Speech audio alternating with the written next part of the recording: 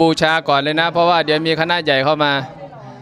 บูชาเลยนะนะโมตัสสะภะคะวะโตอะระหะโตสัมมาสัมพุทธัสสะนะโมตัสสะภะคะวะโตอะระหะโตสัมมาสัมพุทธัสสะนะโมตัสสะภะคะวะโตอะระหะโตสัมมาสัมพุทธัสสะข้าพเจ้าขอบูชา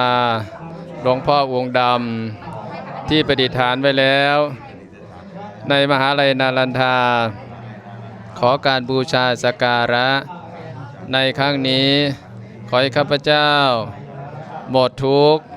หมดโศกหมดโรคหมดภัยความเสนียดจันไรจงให้หายไปขอให้ชีวิตของข้าพเจ้า